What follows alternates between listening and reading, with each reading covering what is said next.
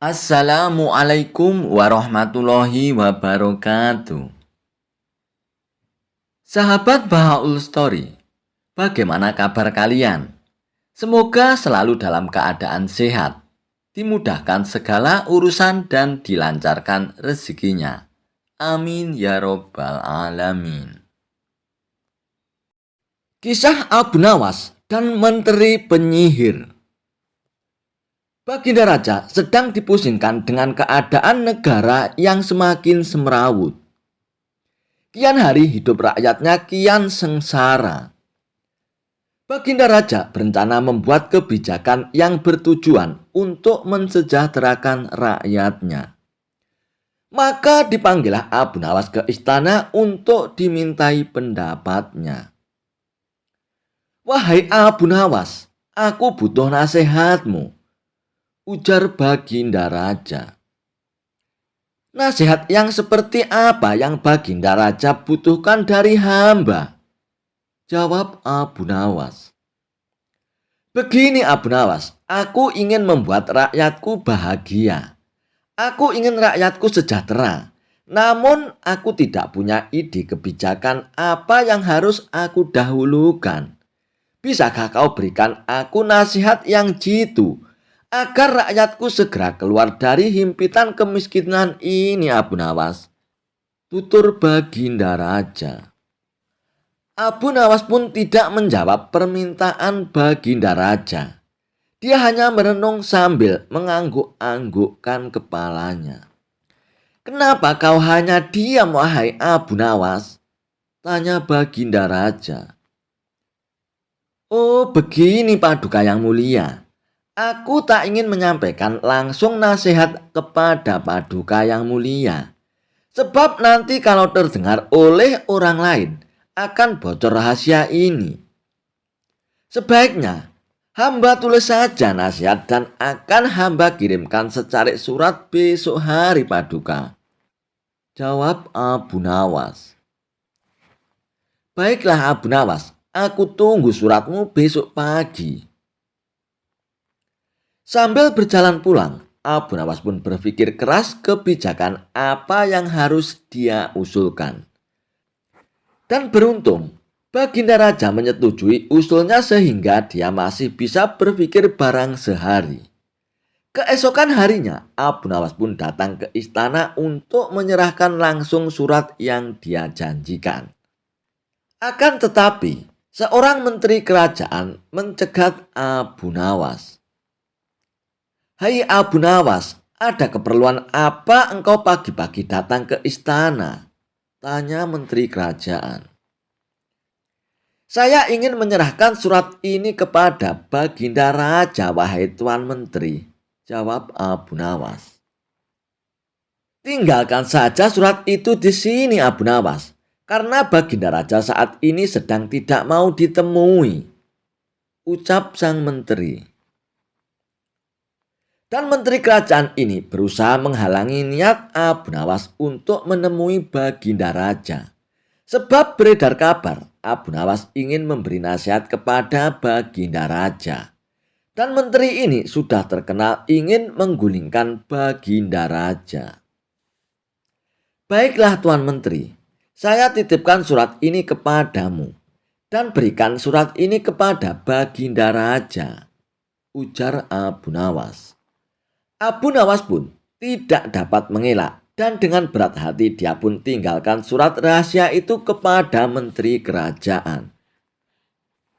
Setelah Abu Nawas pergi, menteri tersebut membuka surat rahasia dan membaca isinya. Dan alangkah senangnya hati menteri kerajaan tersebut mengetahui isi surat dari Abu Nawas. Dan bergegas menteri tersebut pun menukar isi surat itu dengan memberikannya kepada Baginda Raja.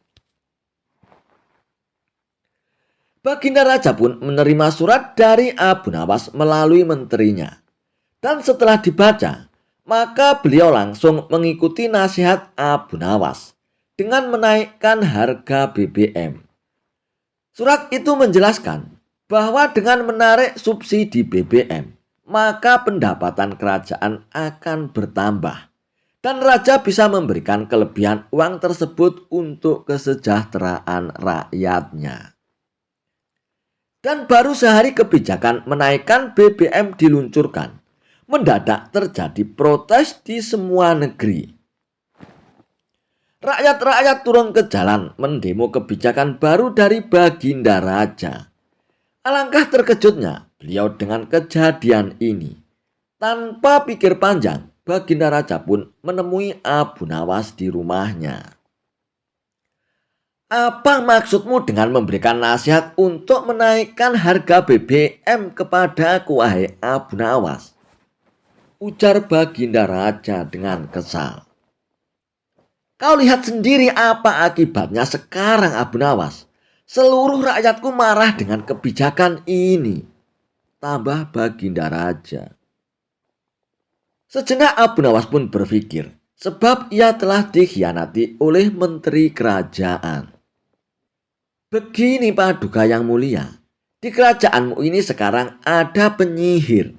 Kemarin aku memberikan nasihat untuk menggratiskan biaya pendidikan, agar rakyat Paduka bisa pintar. Jika pendidikan digratiskan, otomatis rakyat akan berbondong-bondong ingin sekolah.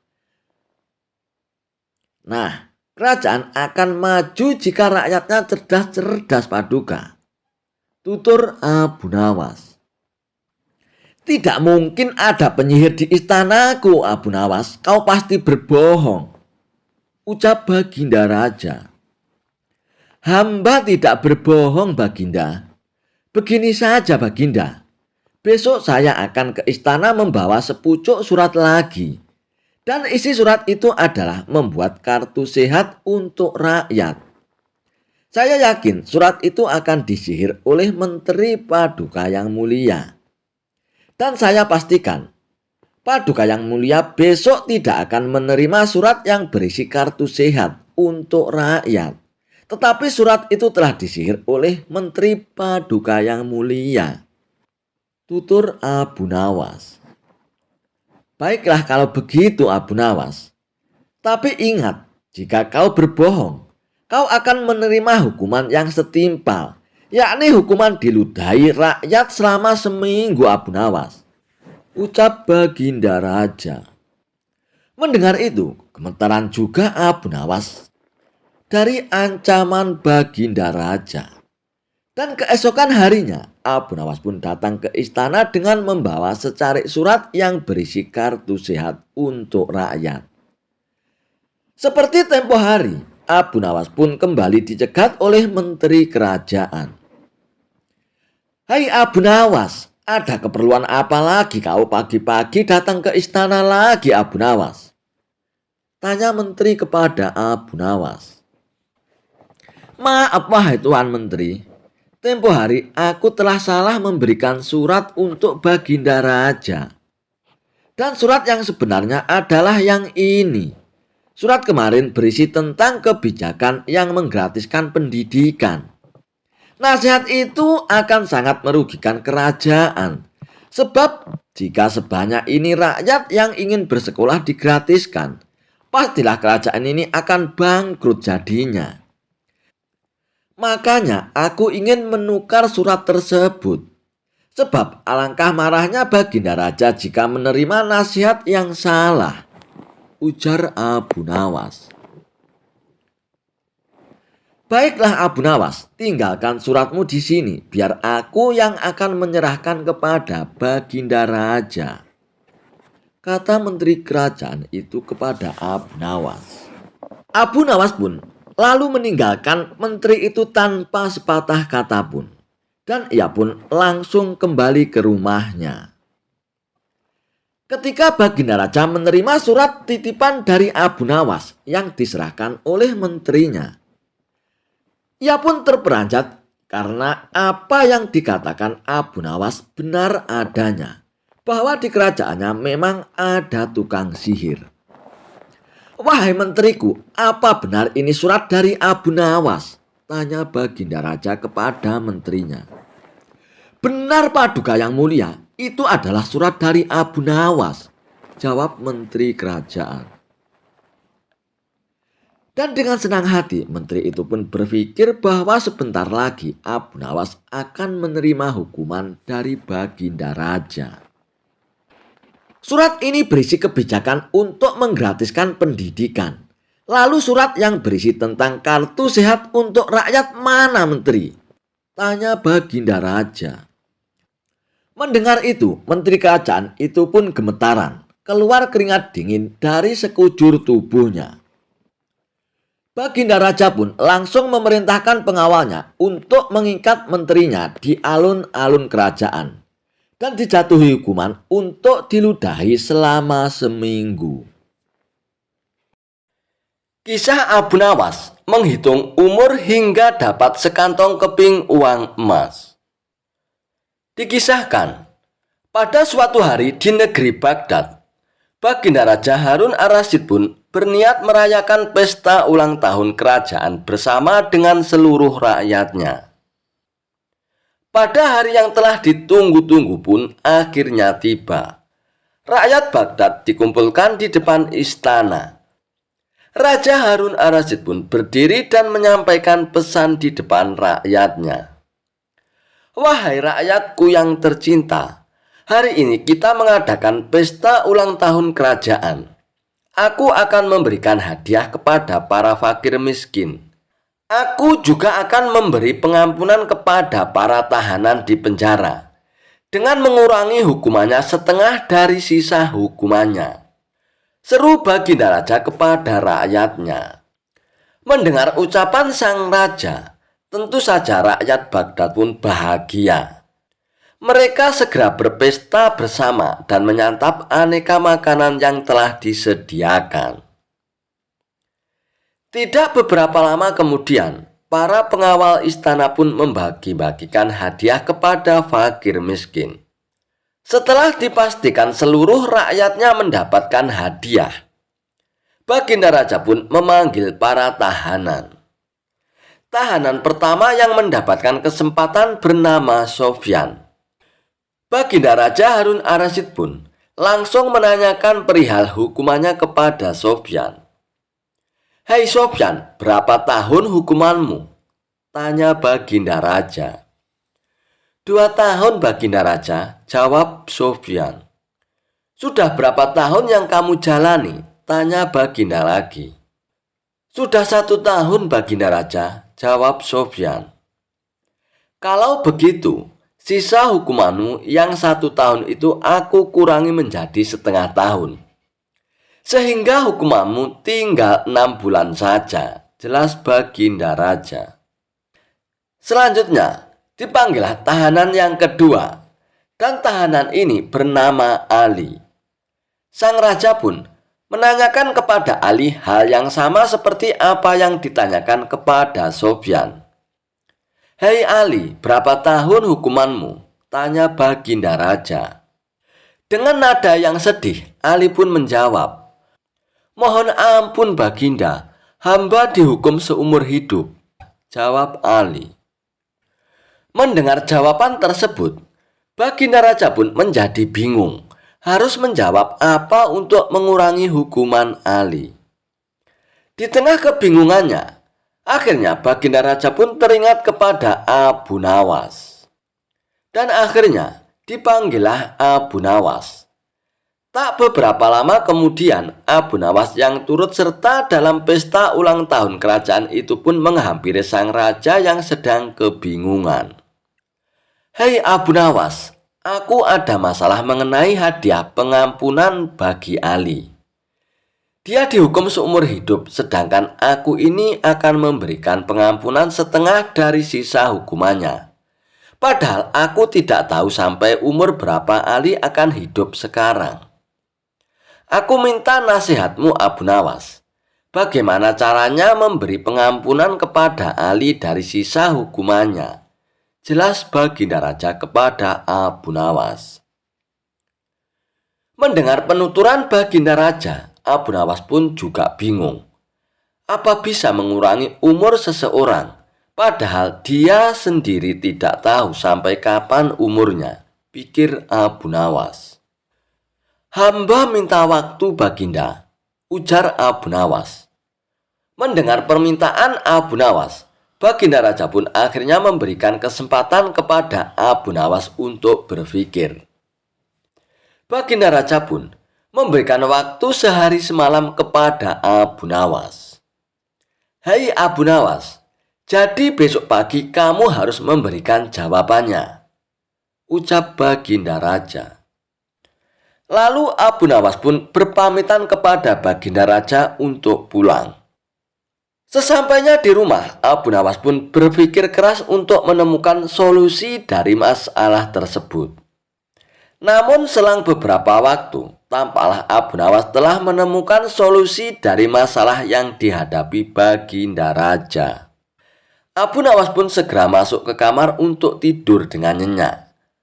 Pada pagi harinya, Abu Nawas pun segera menghadap Baginda Raja.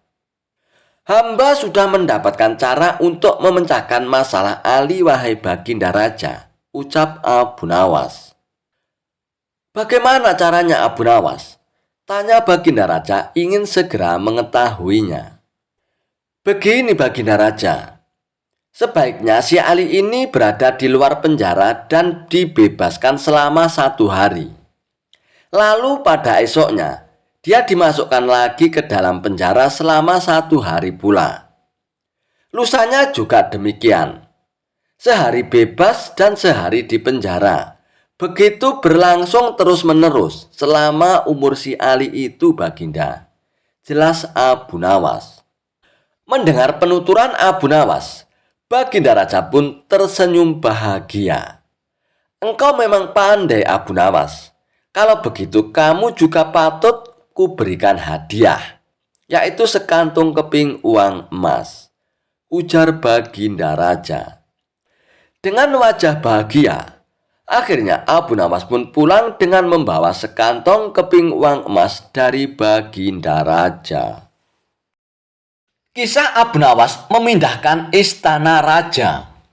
Dikisahkan, Baginda Raja baru saja membaca kitab tentang kehebatan Raja Sulaiman yang mampu memerintahkan para jin memindahkan singgasana Ratu Bilqis di dekat istananya. Baginda tiba-tiba merasa tertarik, hatinya mulai tergelitik untuk melakukan hal yang sama. Mendadak, beliau ingin istananya dipindahkan ke atas gunung agar bisa lebih leluasa menikmati pemandangan di sekitar. Dan bukanlah hal itu tidak mustahil bila dilakukan oleh Abu Nawas yang amat cerdik di negerinya. Tanpa membuang waktu, Abu Nawas segera dipanggil untuk menghadap Baginda Raja Harun al-Rasyid. Setelah Abu Nawas dihadapkan, Raja pun berkata kepada Abu Nawas, "Hai Abu Nawas, engkau harus memindahkan istanaku ini ke atas gunung, agar aku lebih leluasa melihat negeriku," kata Baginda Raja sambil melirik reaksi Abu Nawas. Abu Nawas tidak langsung menjawab. Ia berpikir sejenak, hingga keningnya pun berkerut. Tidak mungkin menolak perintah Baginda kecuali kalau memang ingin dihukum. Akhirnya, Abu Nawas pun terpaksa menyanggupi proyek raksasa itu. Ada satu lagi permintaan dari Baginda. Pekerjaan itu harus diselesaikan hanya dalam waktu sebulan. Abu Nawas pun pulang dengan hati yang bimbang. Setiap malam ia hanya berteman dengan rembulan dan bintang-bintang. Hari-hari dilewati dengan kegundahan. Tak ada hari yang lebih berat dalam hidup Abu Nawas kecuali hari-hari ini. Tetapi pada hari yang ke-9 ia tidak lagi merasakan gundah gulana. Keesokan harinya Abu Nawas pun menuju istana. Ia menghadap Baginda Raja untuk membahas pemindahan istana. Dan dengan senang hati, Baginda akan mendengarkan apa yang diinginkan oleh Abu Nawas. "Ampun Tuanku Paduka yang mulia, hamba datang ke sini hanya untuk mengajukan usul untuk memperlancar pekerjaan hamba nanti," kata Abu Nawas. "Apa usulmu itu, Abu Nawas?" tanya Baginda Raja. Hamba akan memindahkan istana Paduka yang mulia tepat pada hari raya Idul Kurban yang kebetulan hanya kurang 20 hari lagi, kata Abu Nawas. Kalau hanya itu usulmu, baiklah, kata Baginda Raja. Satu lagi Baginda, Abu Nawas menambahkan. Apalagi itu Abu Nawas, tanya Baginda Raja. Hamba mohon, Baginda menyembelih 10 ekor sapi yang gemuk untuk dibagikan langsung kepada para fakir miskin, kata Abu Nawas. Usulmu ku terima, Baginda Raja menyetujuinya. Lalu Abu Nawas pun pulang dengan perasaan riang gembira. Kini tidak ada lagi yang perlu dikhawatirkan. Toh nanti bila waktunya sudah tiba, ia pasti akan dengan mudah memindahkan istana Baginda Raja. Jangan hanya memindahkan ke puncak gunung, ke dasar samudra pun Abu Nawas asti sanggup. Desas-desus mulai tersebar di seluruh pelosok negeri. Hampir semua harap-harap cemas. Akan tetapi sebagian besar rakyat merasa yakin atas kemampuan Abu Nawas.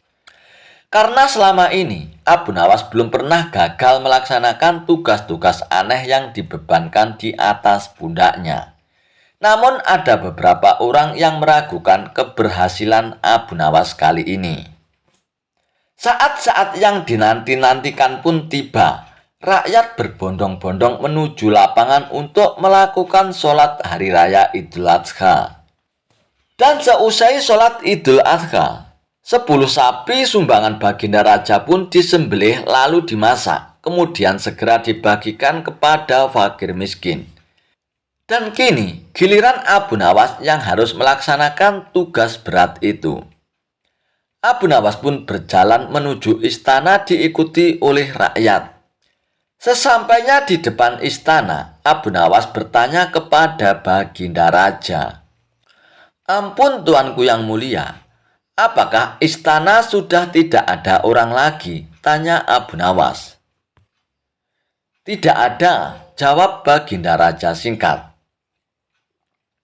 Kemudian Abu Nawas berjalan beberapa langkah mendekati istana. Ia berdiri sambil memandangi istana. Abu Nawas pun berdiri mematung, seolah-olah ada yang ditunggu. Benar saja, Baginda Raja akhirnya tidak sabar. Abu Nawas, mengapa engkau belum juga mengangkat istanaku ini? Tanya Baginda Raja. Hamba sudah siap sejak tadi Baginda Raja, kata Abu Nawas. Apa maksudmu Abu Nawas, engkau sudah siap sejak tadi? Kalau engkau sudah siap, lalu apa yang engkau tunggu? Tanya Baginda Raja masih diliputi rasa penasaran. Hamba menunggu istana Paduka yang mulia diangkat oleh seluruh rakyat yang hadir untuk diletakkan di atas pundak hamba. Setelah itu, hamba tentu akan memindahkan istana Paduka yang mulia ke atas gunung, sesuai dengan perintah Paduka yang mulia, kata Abu Nawas. Baginda Raja Harun Ar-Rasyid pun terpana. Beliau tidak menyangka Abu Nawas masih bisa terhindar dari hukumannya. Kisah Abu Nawas mencari neraka di siang hari. Suatu hari, Abu Nawas mendapat tugas dari Baginda Raja Harun Ar-Rasyid untuk mencari neraka. Baginda Raja ingin tahu bagaimana bentuk dan keadaan neraka itu. Abu Nawas pun berangkat mencari neraka dengan membawa lampu minyak dan menggoyang-goyangkannya sembari berhenti pada setiap sudut rumah. Orang-orang yang melihatnya pun heran dan bertanya-tanya apa yang sedang dilakukan Abu Nawas. Hai Abu Nawas, apa yang kau lakukan ini? Tanya salah seorang warga. Aku sedang mencari neraka, jawab Abu Nawas dengan singkat. Hah? Mencari neraka di siang bolong begini dengan lampu minyak? Tanya warga lagi itu dengan nada tak percaya. Ya, aku harus mencari neraka, karena ini adalah perintah dari Baginda Raja, kata Abu Nawas. Tapi bagaimana kau bisa menemukan neraka di siang hari begini, Abu Nawas? Bukankah neraka itu ada di bawah tanah? Tanya warga itu dengan penasaran. Ah, kau tidak tahu apa-apa. Neraka itu ada di mana-mana. Neraka itu ada di hati manusia yang penuh dengan dosa dan kejahatan. Neraka itu ada di rumah-rumah yang tidak harmonis dan penuh dengan pertengkaran. Neraka itu ada di masyarakat yang tidak adil dan penuh dengan penindasan. Aku membawa lampu minyak ini untuk menerangi kegelapan hati manusia dan menunjukkan keburukan mereka. Jelas Abu Nawas dengan panjang lebar. Warga itu pun terdiam mendengar penjelasan Abu Nawas. Dia merasa tersindir dan malu atas perilakunya yang selama ini tidak baik. Dia pun meminta maaf kepada Abu Nawas dan berjanji akan memperbaiki dirinya. Abu Nawas pun melanjutkan pencariannya ke rumah-rumah yang lainnya. Di setiap rumah, dia selalu mendapatkan reaksi yang sama dari orang-orang yang tinggal di sana. Mereka merasa tersentuh dan tersadar atas kesalahan-kesalahan mereka. Mereka pun berubah menjadi orang-orang yang lebih baik dan taat beragama. Akhirnya, Abu Nawas pun kembali ke istana untuk melaporkan hasil pencariannya. Sesampainya di istana, Abu Nawas pun langsung ditanya oleh Baginda Raja. Bagaimana Abu Nawas? Apa kau sudah menemukan neraka? Tanya Baginda Raja dengan penasaran. Ya Paduka yang mulia, aku sudah menemukan neraka, jawab Abu Nawas.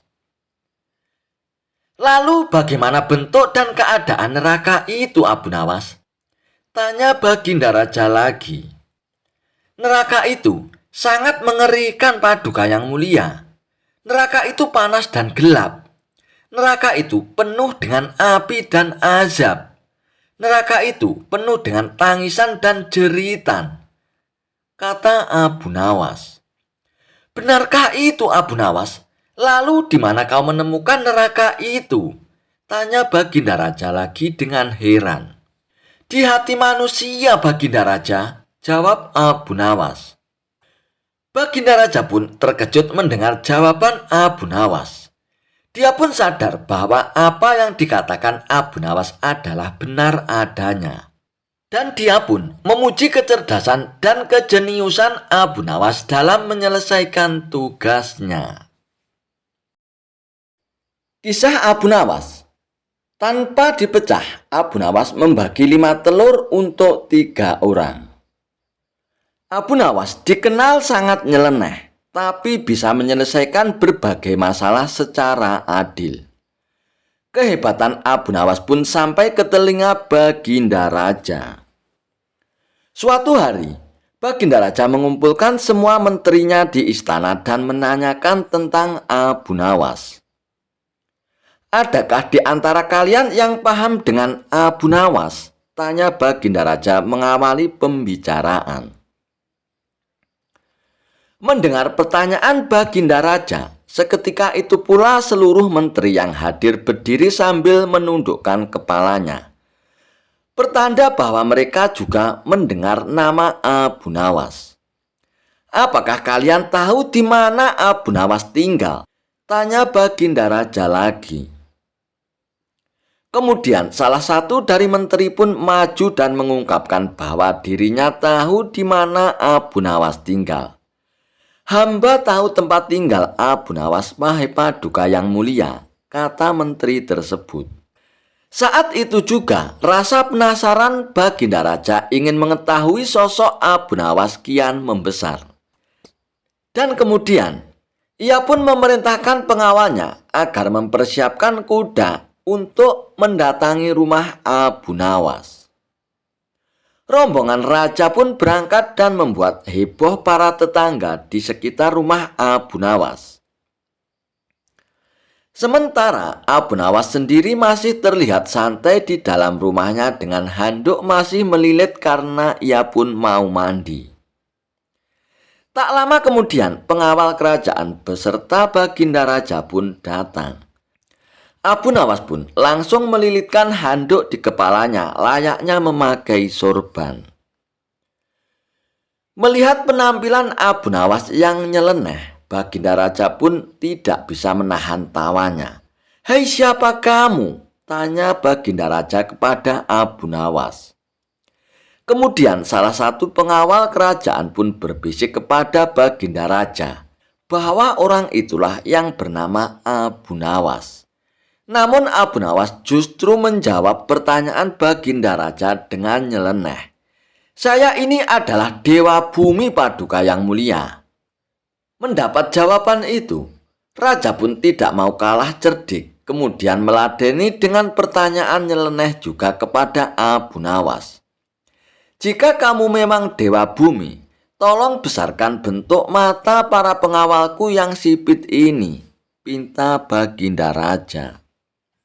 Abu Nawas yang cerdik juga tidak mau kalah. Dia kemudian langsung memberi jawaban yang membuat Raja kagum. "Ampun Baginda yang mulia, untuk membesarkan bentuk mata prajurit Baginda, itu adalah tugas Dewa Langit. Saya ini Dewa Bumi dan hanya bertugas bagian pusar ke bawah. Sedangkan bagian pusar ke atas itu tugas Dewa Langit Paduka," jawab Abu Nawas dengan santainya. Mendengar jawaban Abu Nawas, Baginda Raja pun tertawa dan ia pun akhirnya mengundang Abu Nawas untuk datang ke istananya. Begitu tiba di istana, Abu Nawas pun diajak masuk ke ruangan Baginda Raja yang di situ hanya ada mereka berdua. Tak lama kemudian datanglah istri Baginda Raja sambil membawa 5 butir telur. Saat itu juga terlintas di pikiran Baginda Raja untuk memberikan pertanyaan sulit kepada Abu Nawas. "Hai Abu Nawas, tolong bagi 5 butir telur ini kepada 3 orang, yaitu Abu Nawas, Baginda Raja, dan permaisurinya. Dengan secara adil Abu Nawas, tapi tanpa dipecah," tantang Baginda Raja. Tentu saja perintah itu membuat Abu Nawas harus berpikir keras. Namun karena dia sangat cerdas, perintah itu pun langsung dijalankan Abu Nawas. "Wahai Paduka yang mulia, 1 telur untuk Baginda Raja, karena Baginda Raja sudah memiliki 2 telur. Kemudian 1 telur untuk hamba, karena hamba juga punya 2 telur. Dan yang terakhir, 3 telur untuk permaisuri Baginda Raja, karena beliau sama sekali tidak mempunyai telur," kata Abu Nawas. Sejenak Baginda Raja pun terdiam. Ia masih bingung dengan maksud Abu Nawas. Tidak lama kemudian Raja pun menyadari maksud ucapan Abu Nawas. Dia pun langsung tertawa terpingkal-pingkal. "Kamu memang cerdas Abu Nawas. Ini hadiah untukmu karena telah berhasil membuat kami terhibur," ujar Baginda Raja sambil memberikan hadiah kepada Abu Nawas.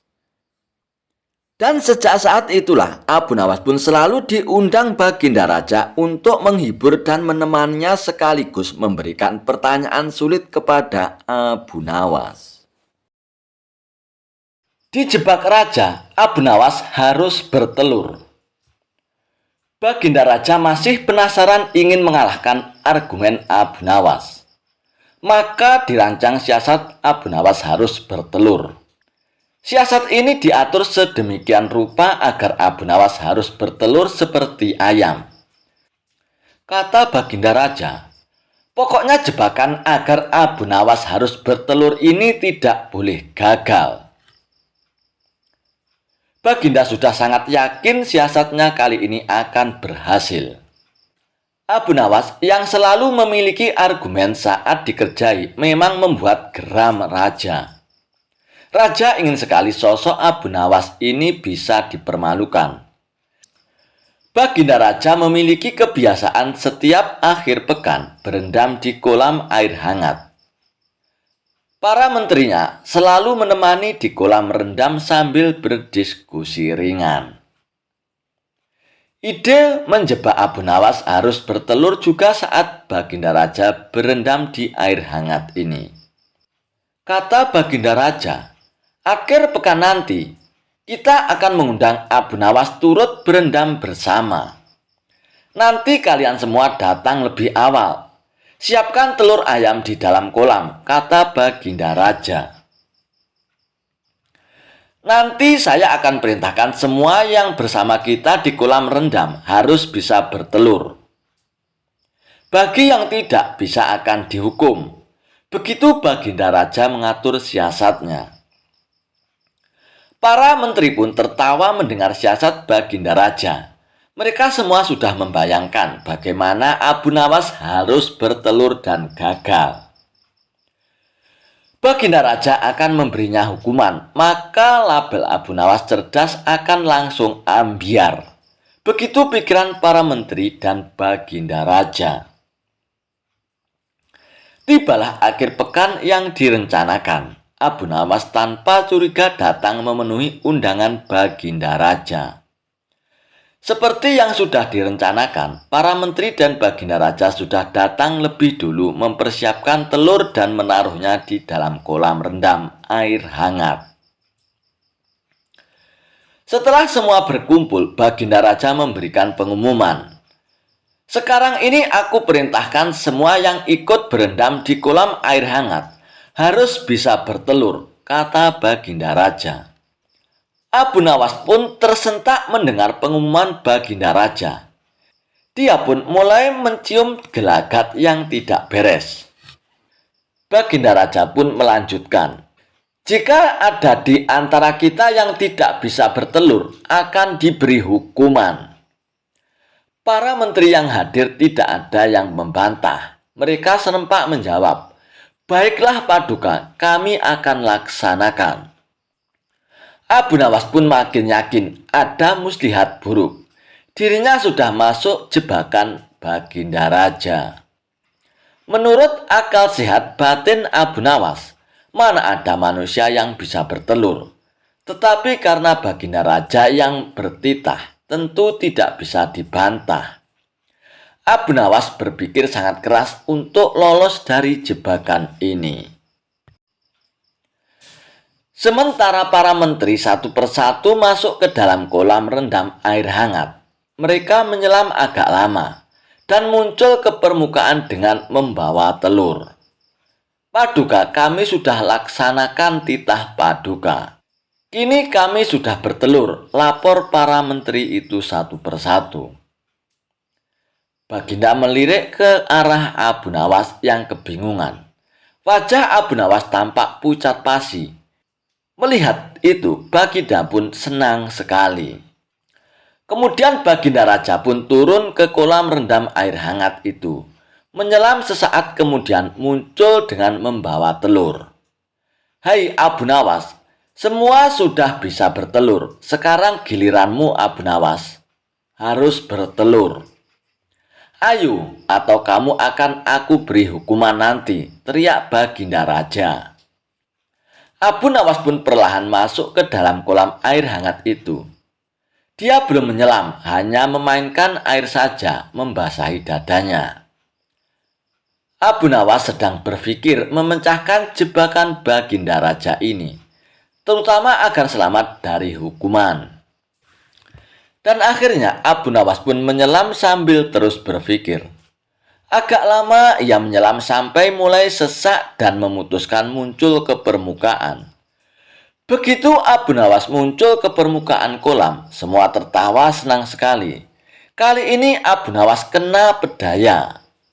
Selain itu, julukan orang cerdik yang selalu ada jawaban kalau ditantang Baginda Raja akan ambyar ataupun hancur.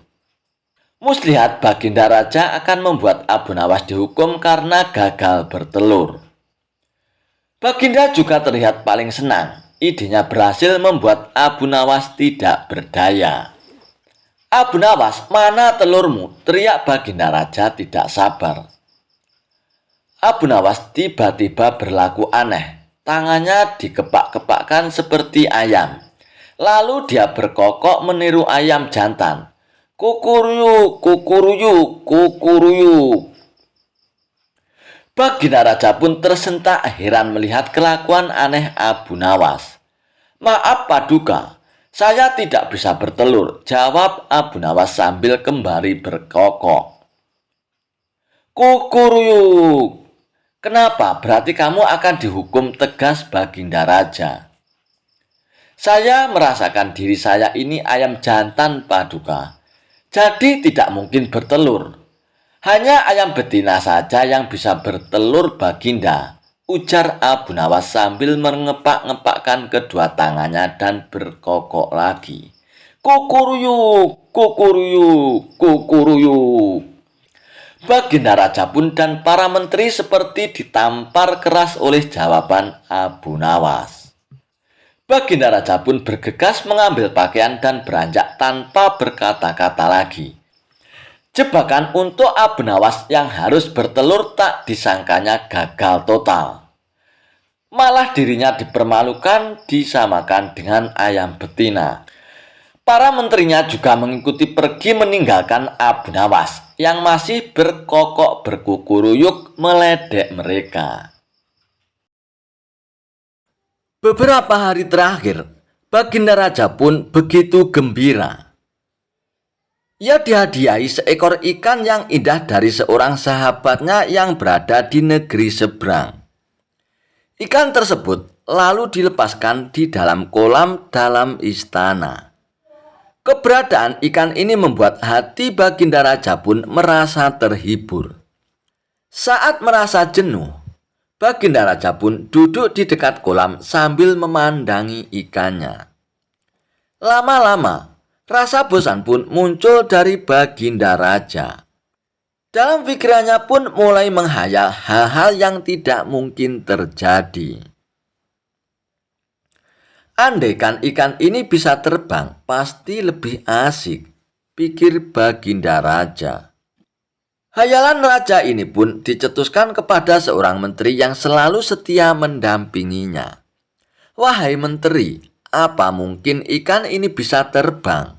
tanya Baginda Raja. "Mohon ampun Paduka yang mulia, saya kira itu hal yang mustahil. Ikan tidak ada sayapnya seperti burung. Mana mungkin bisa terbang?" jawab menterinya. "Lalu bagaimana dengan orang-orang sakti? Apakah mereka bisa membuat ikan ini bisa terbang?" tanya Baginda Raja lagi. Namun lagi-lagi menteri itu pun menolak hayalan Baginda Raja.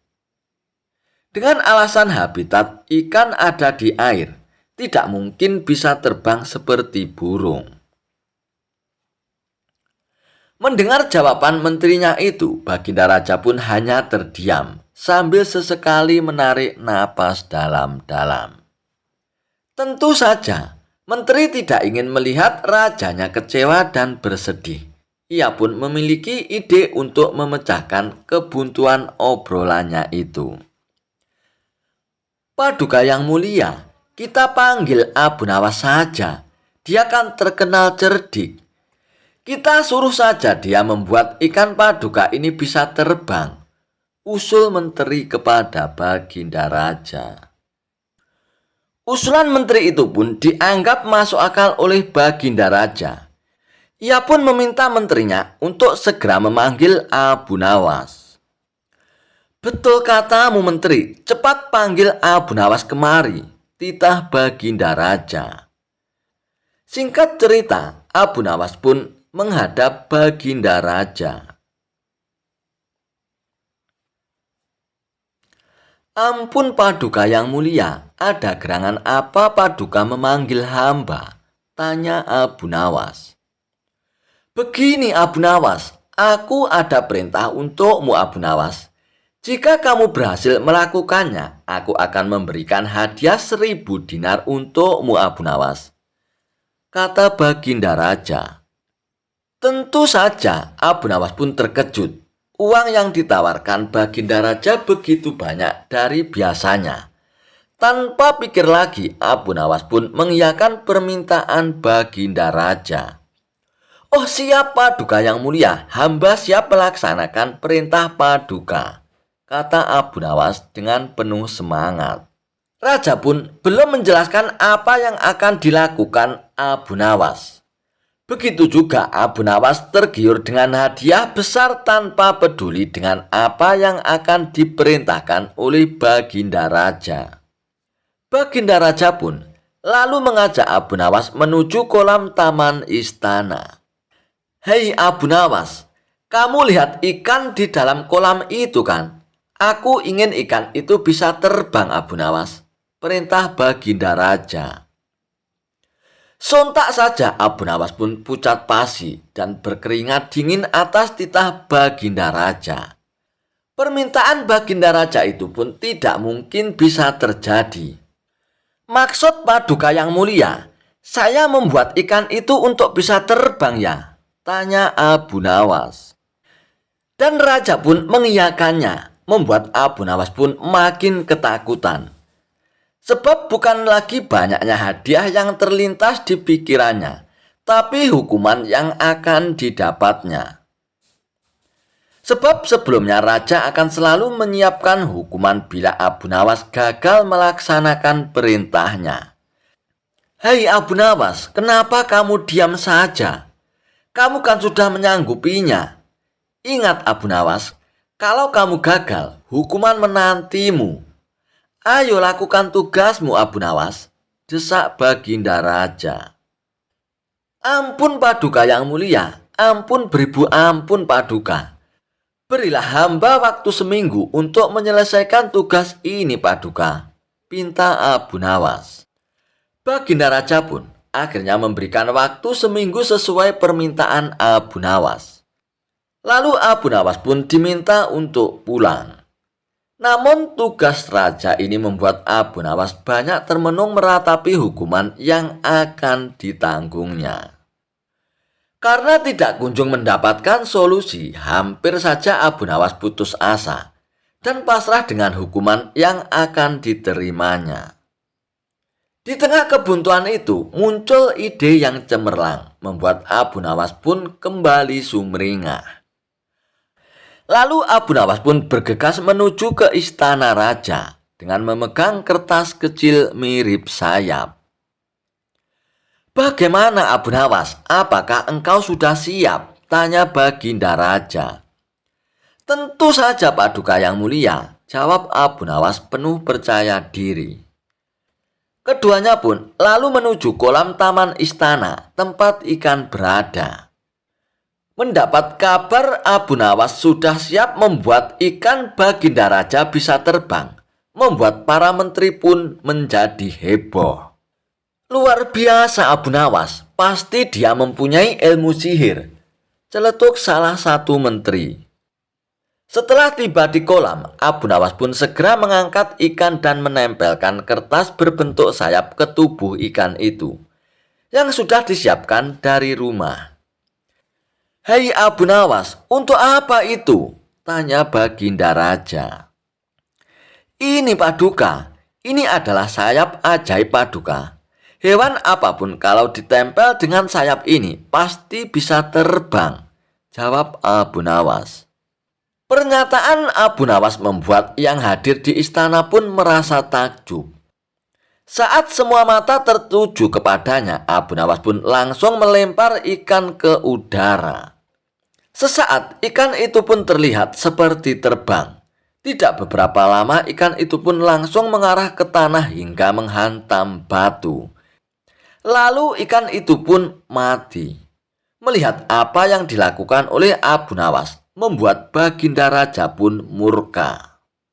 Hei Abu Nawas, bukan saja telah gagal membuat ikan itu untuk terbang, tapi kau sudah membuat ikanku mati Abu Nawas, hardik Baginda Raja. Dan bukan Abu Nawas namanya kalau tidak ada jawaban. Ia sudah menyiapkan jawaban itu dari sebelumnya. Sehingga meski dihardik Baginda Raja, Abu Nawas pun terlihat tenang. Tunggu dulu Paduka yang mulia. Bukankah pasukan sudah melihat sendiri bagaimana ikan itu tadi sudah terbang ke atas? Timpal Abu Nawas. Betul, tapi ikan itu jatuh dan mati, protes Baginda Raja. Iya Paduka yang mulia, tapi itu kan bukan salah saya. Seingat saya, Paduka yang mulia memerintahkan saya untuk membuat ikan ini bisa terbang. Dan tidak memerintahkan mengajari ikan itu agar mendarat dengan selamat. Betul kan? Ucap Abu Nawas. Mendengar penuturan Abu Nawas, Raja pun hanya menggeleng-gelengkan kepalanya. Dan kali ini kecerdikan Abu Nawas mengalami dua kerugian. Yang pertama harus membayar hadiah 1.000 dinar kepada Abu Nawas. Dan yang kedua, ikan kesayangannya pun mati. Dan Abu Nawas pun pulang dengan membawa 1.000 dinar. Kisah Abu Nawas. Mengetahui warna angin bikin semua orang bengong. Dikisahkan, di tempat tinggal Abu Nawas ada seorang gubernur baru yang ditunjuk oleh Baginda Raja. Namun, sayangnya pemimpin di daerah itu diduga menyalahgunakan jabatannya. Ia memerintahkan para prajuritnya untuk menangkap sejumlah sastrawan yang dianggap pintar. Usai beberapa sastrawan cerdas itu ditangkap, mereka dihadapkan kepada gubernur yang baru tersebut. Satu persatu di antara mereka ditanya oleh sang gubernur. Menurutmu, aku ini gubernur yang adil atau zalim? Tanya sang gubernur kepada para sastrawan. Sastrawan pertama pun menjawab, Anda adalah seorang gubernur yang zalim. Mendengar jawaban itu, sang gubernur pun terperanjat. Apa alasanmu? Tanya balik sang gubernur. Karena Anda telah menangkap kami tanpa sebab dan alasan, jawab sastrawan pertama. Prajurit, masukkan dia ke penjara. Besok dia akan dihukum mati, ucap sang gubernur. Sastrawan berikutnya dipanggil dan diberi pertanyaan yang sama. Menurutmu, aku ini gubernur yang adil atau zalim? Tanya sang gubernur. Tuanku adalah gubernur yang adil, jawab sastrawan kedua. Apa alasanmu? Tanya sang gubernur. Karena tuanku sangat memperhatikan rakyat, jawab sastrawan tersebut. Kau pembohong sastrawan. Prajurit, masukkan dia ke penjara. Besok dia akan dihukum mati, ujar sang gubernur. Begitulah seterusnya, apabila jawaban adil ataupun zalim, sang gubernur tetap memberikan hukuman mati. Kemudian beberapa sastrawan yang belum ditangkap mendatangi rumah Abu Nawas. Tolonglah kami Abu Nawas. Beberapa kawan kami dijatuhi hukuman mati Abu Nawas. Kata para sastrawan itu kepada Abu Nawas dengan penuh khawatir. Abu Nawas terkejut mendengarnya karena gubernur melakukan hal seperti itu. Bagaimana ceritanya itu? Tanya Abu Nawas dengan heran. Kami sendiri tidak tahu Abu Nawas. Tanpa sebab, gubernur yang baru itu menangkap para sastrawan di kota ini lalu mereka ditanya satu persatu. Apakah dia gubernur yang adil atau zalim? Bila jawabnya zalim, maka akan dihukum mati. Dan jika jawabnya adil, juga tetap dihukum mati. Kata mereka menjelaskan kepada Abu Nawas. Kalau begitu, pasti gubernur sakit, dia tidak waras, ucap Abu Nawas. Itulah kenapa kami ke sini Abu Nawas. Kami mendatangimu agar kau menyelamatkan kawan-kawan kami Abu Nawas. Sebab rencananya besok mereka akan dihukum mati, tutur para sastrawan itu. Baiklah, Kalau begitu, aku akan ke istana gubernur. Sekarang juga kalian pulanglah, ucap Abu Nawas. Lalu Abu Nawas pun pergi menghadap sang gubernur. Sesampainya di istana, Abu Nawas pun langsung menghadap gubernur. Melihat kehadiran Abu Nawas, gubernur langsung emosi. "Hai, ngapain kau datang ke istanaku?" tanya sang gubernur. "Aku mendengar kabar Anda menyuruh beberapa prajurit menangkap para sastrawan pintar di kota ini. Tapi kenapa aku tidak ditangkap? Aku sangat tersinggung," jawab Abu Nawas.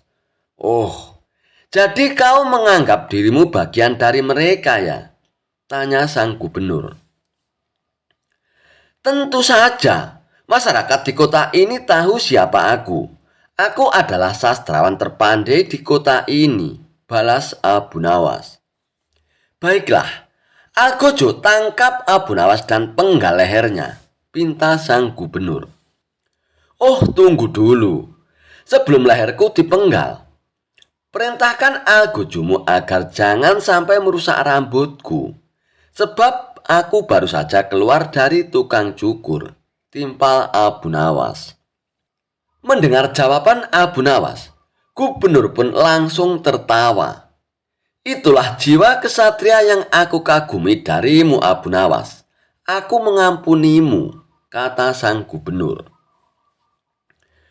"Bolehkah aku minta satu permintaan?" tanya Abu Nawas. "Apa permintaanmu, Abu Nawas? Katakan saja," jawab sang gubernur. "Aku juga minta pengampunan untuk kawan-kawanku itu," pinta Abu Nawas. Sejenak gubernur terdiam lalu berkata kepada Abu Nawas, "Aku akan mengabulkan permintaanmu, Abu Nawas, tapi ada syaratnya. Kau harus bisa menjawab 3 pertanyaanku." "Baiklah gubernur, aku siap menjawabnya," sahut Abu Nawas. "Menurutmu aku gubernur yang adil atau zalim?" tanya sang gubernur. "Tuan bukan gubernur yang adil, bukan pula gubernur yang zalim. Orang-orang yang zalim itu adalah kita, sedangkan Tuan adalah pedang keadilan yang membalas kezaliman," jawab Abu Nawas. "Luar biasa, jawabanmu sungguh menakjubkan, Abu Nawas," ujar sang gubernur. "Sekarang pertanyaan kedua. Mana yang lebih bermanfaat, matahari atau bulan?" tanya sang gubernur. "Matahari terbit di siang hari bersamaan dengan terangnya dunia. Maka menurutku matahari kurang bermanfaat. Sementara bulan terbit di waktu malam hari yang menerangi dunia dan menjadikannya seperti siang. Maka menurutku manfaat bulan lebih besar," jawab Abu Nawas. Gubernur pun tertawa dengan jawaban Abu Nawas. Memang nyeleneh, tapi masuk akal. "Baiklah Abu Nawas, sekarang pertanyaan terakhir. Menurutmu warna angin itu apa, Abu Nawas?" tanya sang gubernur. "Warna angin itu merah, sang gubernur," jawab Abu Nawas dengan enteng. "Lalu apa alasanmu, Abu Nawas?" tanya sang gubernur. "Kalau kita masuk angin, lalu badan kita dikeroki, pasti akan muncul warna merah di badan kita. Itu menunjukkan kalau angin sedang keluar. Berarti warna angin adalah merah," jawab Abu Nawas menerangkan.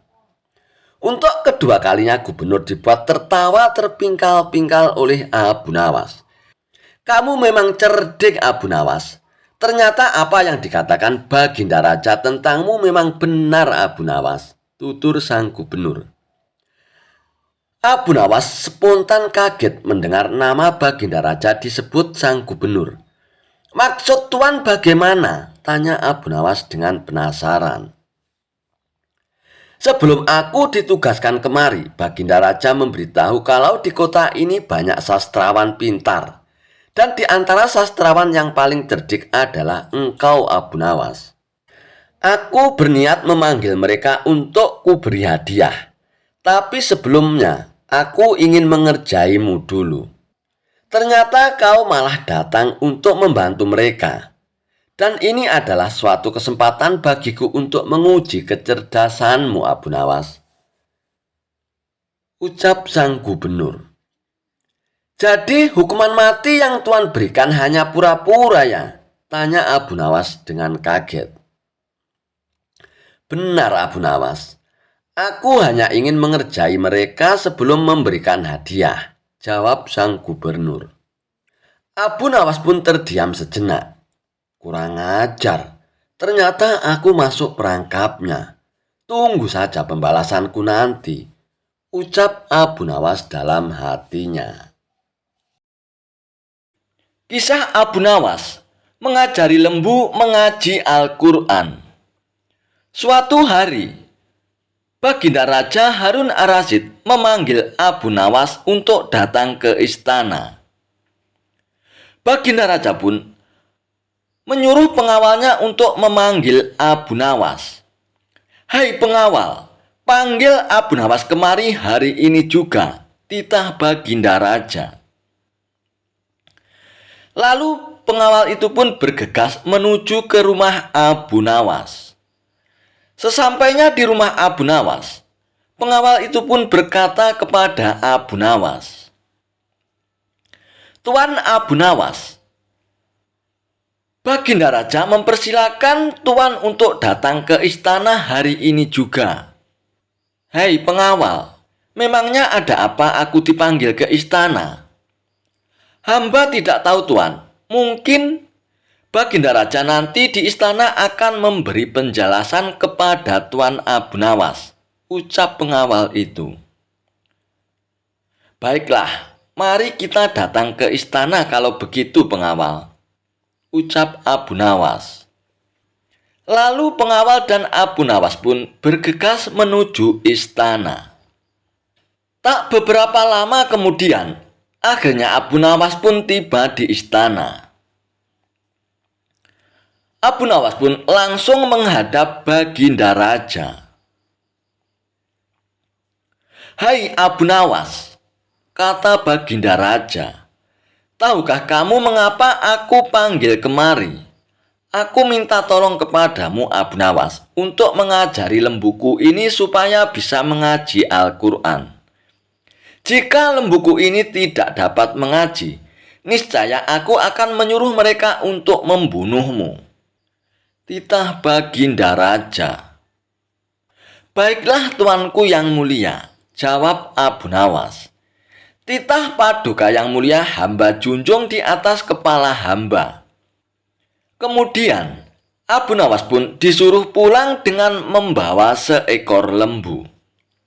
Sesampainya di rumah, lembu itu pun diikat erat-erat pada sebatang pohon kurma. Esok harinya, Abu Nawas mulai memukul lembu itu dengan sebuah cambuk rotan sampai setengah mati. Ketika binatang itu hampir mengamuk, Abu Nawas mengucapkan kata atau. Perkataan itulah yang diajarkan Abu Nawas kepada lembu itu sambil tetap mengayunkan cambukannya terhadap lembu tersebut. Pekerjaan itu ia lakukan setiap hari pagi sampai tengah hari dan dari zuhur sampai maghrib selama beberapa hari. Sehingga tidak terfikirkan untuk menghadap Baginda Raja ke istana. Setengah bulan kemudian, Baginda Raja pun menyuruh seorang pengawal untuk melihat ke rumah Abu Nawas. Apakah Abu Nawas mampu mengajari lembu itu untuk mengaji? Namun, apa yang disaksikan oleh pengawal itu di rumah Abu Nawas tiada lain adalah cambukan yang dilancarkan oleh Abu Nawas ke badan lembu itu sambil berkata, atau, sampai binatang itu kesakitan setengah mati. Melihat kejadian itu, maka pengawal itu pun melaporkan hal itu kepada Baginda Raja. Mohon ampun Baginda Raja, kata pengawal itu sesampainya di istana. Hamba melihat Abu Nawas sedang mengajar lembu itu di belakang rumah dengan sebuah cambuk rotan yang besar. Jika tali pengikatnya tidak kuat, pastilah lembu itu lepas dan mengamuk, Paduka.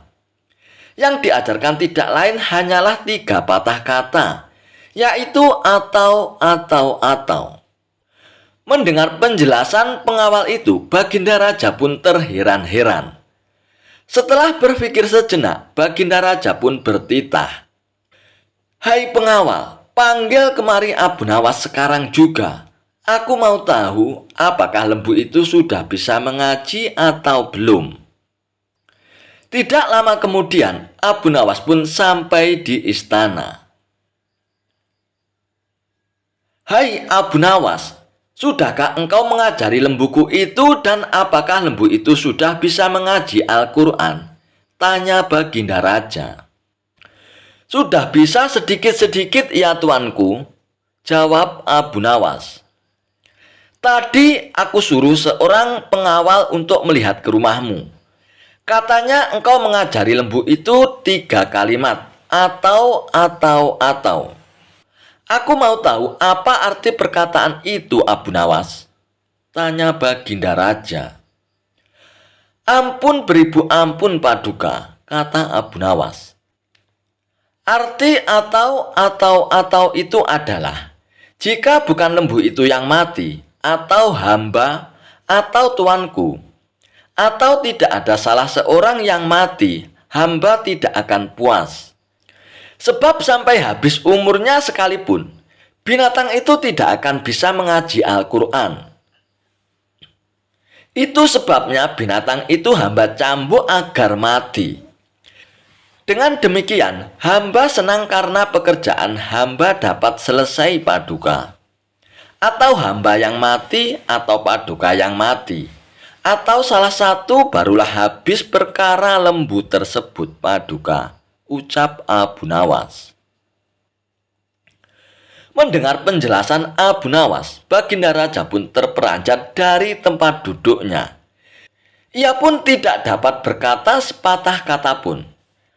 Setelah merenung sejenak, Baginda Raja pun berkata, "Kalau begitu, lembu itu boleh kamu ambil atau kamu jual, atau kamu sembelih dan kamu masak, Abu Nawas." "Terima kasih banyak, Paduka yang mulia," ucap Abu Nawas. Lalu ia pun mohon diri pulang ke rumahnya dengan langkah ringan dan hati yang senang. Kisah Abu Nawas memenangkan sayembara mengerikan dan menjadi raja di negeri seberang. Inilah kisah Abu Nawas menjadi raja di negeri seberang. Ceritanya berawal ketika di negeri seberang terdapat sebuah kerajaan yang aman, adil, makmur, dan sentosa. Karena dipimpin oleh raja yang bijaksana. Sang raja sudah memimpin sejak usia muda hingga sekarang di masa tua belum pernah digantikan oleh siapapun. Dan rakyatnya tidak pernah keberatan karena raja memerintah dengan adil. Suatu hari, raja merasa jenuh. Ia ingin beristirahat menjadi seorang raja selama setahun. Namun uniknya, tidak menyerahkan posisi raja kepada anak keturunannya, tetapi malah mengadakan sayembara untuk mencari sosok yang pantas menjadi raja. Maka disebarlah pengumuman ke seluruh negeri, siapapun boleh menjadi raja, mulai rakyat jelata sampai kaum bangsawan. Akan tetapi, ada 2 syarat yang harus dijalani. Syarat pertama adalah dia akan dijadikan raja selama setahun. Dan syarat yang kedua, setelah menjadi raja selama setahun, maka harus diasingkan di sebuah hutan belantara yang dihuni ribuan hewan buas. Syarat pertama tentu saja bukan masalah besar, justru merupakan suatu keberuntungan. Akan tetapi, syarat kedua membuat orang-orang yang berhasrat menjadi raja akan berpikir 2 kali karena semua orang tahu seperti apa hutan belantara yang penuh binatang buas. Karena itulah sayembara tersebut belum ada yang berani mengajukan diri menjadi raja. Akhirnya, datang seorang pemuda yang menyatakan kesanggupannya menjadi raja dan menerima dua syarat tersebut. Pemuda ini sebenarnya adalah pemuda biasa yang ingin merasakan bagaimana nikmatnya menjadi seorang raja. Karena selama ini ia hanya hidup pas-pasan saja. Maka pemuda itu diangkatlah menjadi seorang raja mulai saat itu. Dan ia pun mendapatkan pelayanan layaknya seorang raja. Harta berlimpah, wanita cantik, makanan dan minuman enak, serta fasilitas istimewa lainnya. Tapi sayang, ternyata ketakutannya akan kematian membuatnya tidak bisa menikmati semua itu. 3 bulan pertama, dia mulai gelisah karena umurnya tinggal 9 bulan lagi. 3 bulan kedua, ia makin tidak tenang makan, tidur tidak nyenyak. Dan 3 bulan ketiga, dia mulai menyesali keputusannya menjadi raja. 3 bulan terakhir, si pemuda miskin itu pun stres berat karena hidupnya tinggal beberapa bulan dan kesenangan yang dicari selama ini tidak bisa dirasakan. Ketika masa jabatannya sebagai seorang raja sudah berakhir, lalu dibuanglah dia ke hutan belantara. Dan tidak butuh waktu yang lama, terdengar kabar ke seluruh negeri jika pemuda itu tewas dimakan binatang buas di hutan belantara. Adanya peristiwa tersebut membuat orang-orang kian enggan melamar menjadi raja. Tapi ternyata masih saja ada pemuda lain yang ingin melamar menjadi raja. Maka diangkatlah pemuda kedua ini menjadi raja. 3 bulan pertama menjadi raja, pemuda ini ia puas-puaskan berpesta karena sadar hidupnya tidak akan lama lagi. 3 bulan kedua dan berikutnya hari-harinya ia habiskan dengan foya-foya dan pesta pora. Bulan pun berganti bulan, pestanya makin gila-gilaan. Ia sudah tidak peduli lagi pada apapun. Ia hanya ingin bersenang-senang sebelum mati. Dan setelah jabatannya sebagai seorang raja berakhir, lalu dibuanglah ia ke hutan belantara. Tidak beberapa lama kemudian, terdengarlah kabar bahwa si pemuda kedua itu pun tewas diterkam singa di hutan belantara. Tubuhnya dicabik-cabik dan jadi rebutan para singa yang buas. Peristiwa ini membuat banyak orang melupakan mimpi menjadi raja. Mereka masih penasaran apakah masih ada orang yang cukup bodoh untuk melamar menjadi raja. Suatu hari, Abu Nawas mampir ke negeri tersebut dengan tujuan menemui sahabat lamanya yang kebetulan merupakan penduduk di sana. Sesampainya di negeri itu, dengan penuh kehangatan Abu Nawas disambut temannya. Mereka berdua saling melepas kangen satu sama lain. Di sela-sela obrolannya, Abu Nawas merasa iba dengan kondisi sahabatnya itu. Ia kini hidupnya miskin, tinggal di gubuk kecil yang riot dan hanya seorang diri. "Mana istrimu, kawan?" tanya Abu Nawas. "Semenjak aku jatuh miskin, ia pergi meninggalkanku, Abu Nawas," jawab sang sahabat. "Ya sudah, yang sabar ya kawan. Yang penting kamu jangan tinggalkan sholat. Dan jangan lupa berdoa kepada Allah Subhanahu wa Ta'ala agar Allah membukakan pintu rezeki untukmu," tutur Abu Nawas. "Alhamdulillah Abu Nawas, aku tidak pernah tinggalkan sholat. Bahkan aku sekarang rajin berpuasa sunnah Abu Nawas," balas sahabatnya. "Oh iya kawan, ngomong-ngomong mana nih makanannya? Dari tadi kok belum keluar juga," celetuk Abu Nawas. "Maaf Abu Nawas, aku sudah tidak punya apa-apa lagi.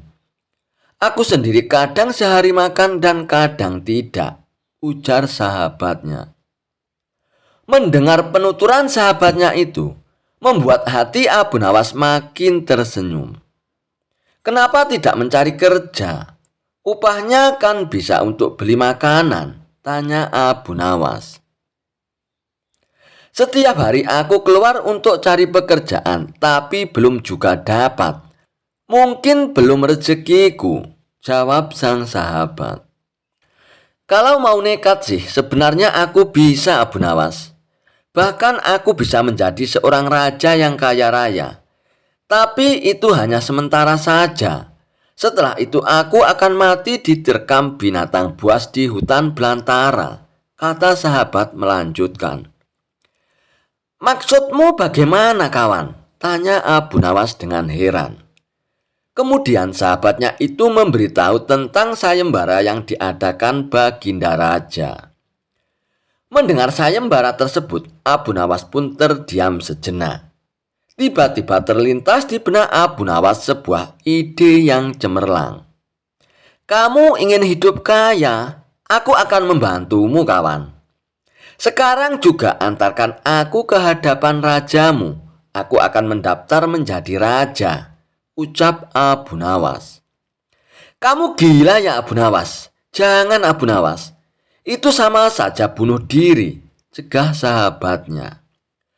Sudahlah kawan, turuti saja perkataanku, timpal Abu Nawas. Maka diantarlah Abu Nawas ke istana untuk menemui sang raja. Ada perlu apa kalian datang kemari? Tanya Baginda Raja.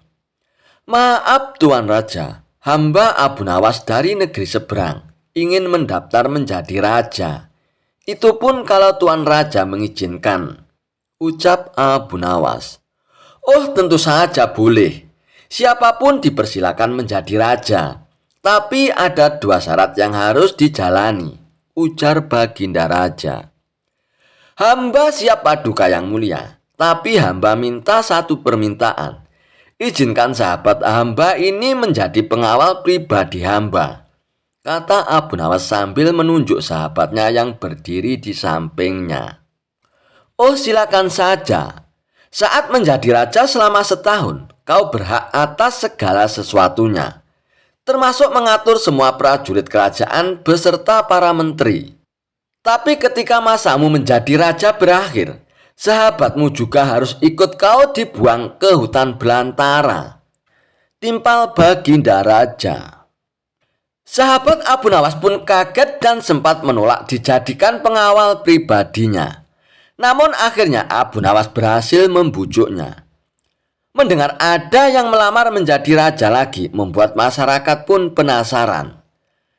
Sebagian mentertawakan kebodohan tersebut, sementara yang lain merasa iba dan kasihan. Abu Nawas pun akhirnya diangkat menjadi raja dan diberi segala kemewahan serta fasilitas layaknya seorang raja.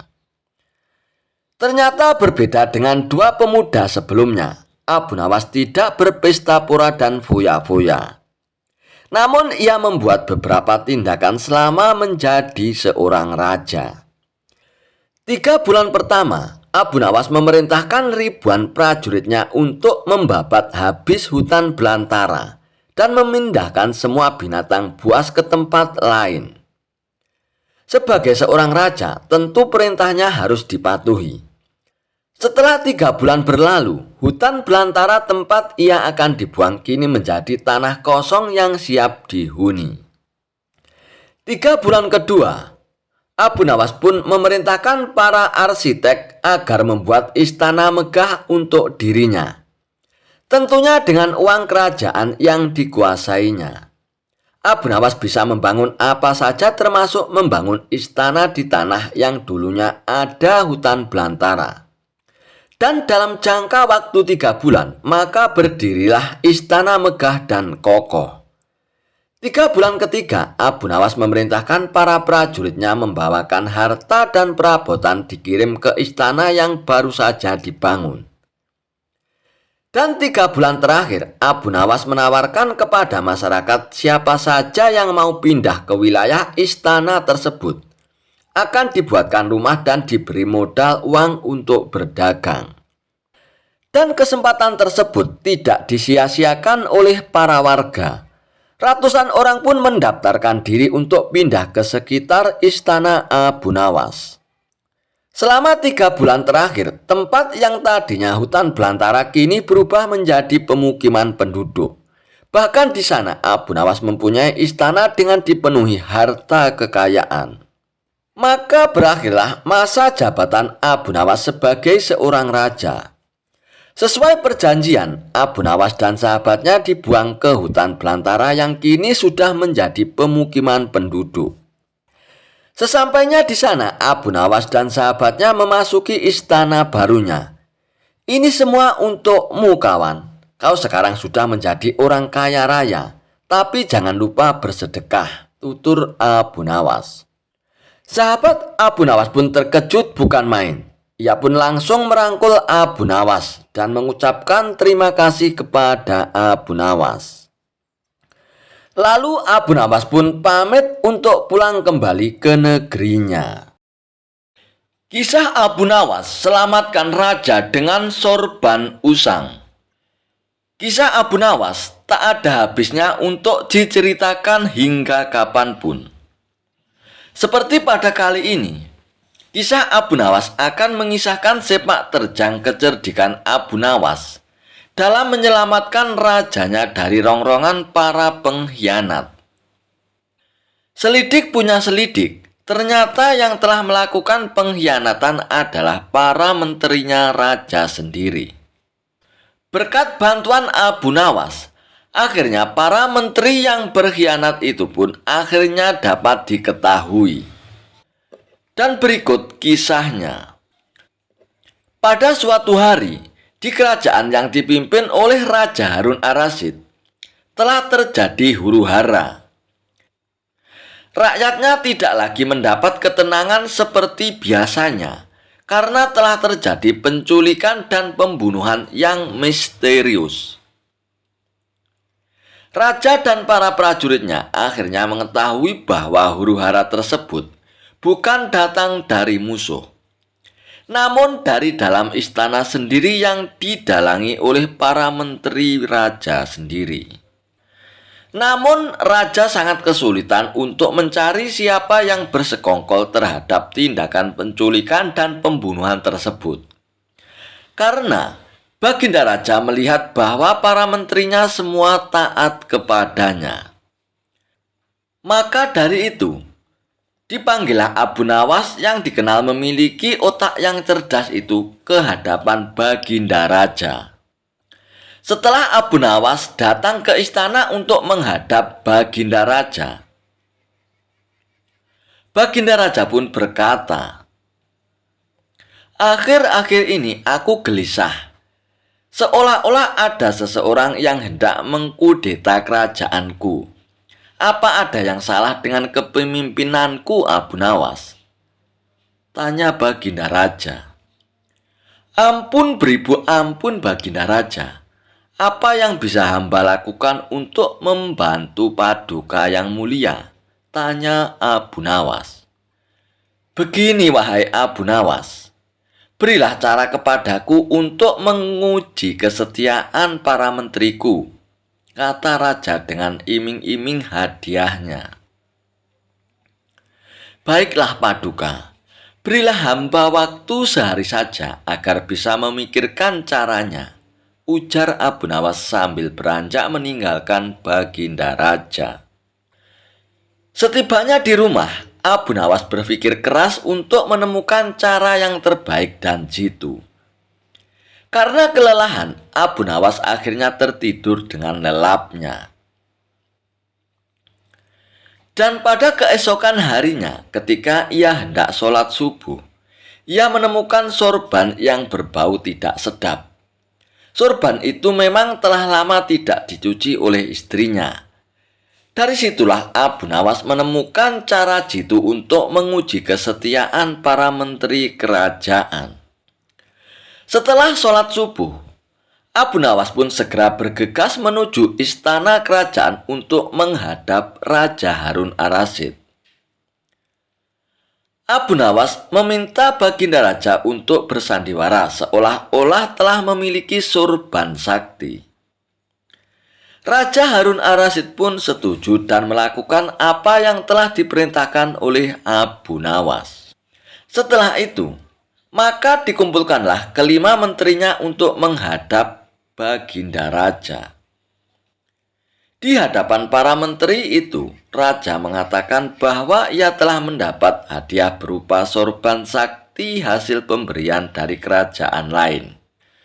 Dan salah satu kesaktian sorban itu adalah bisa menentukan masa depan kerajaan di masa yang akan datang.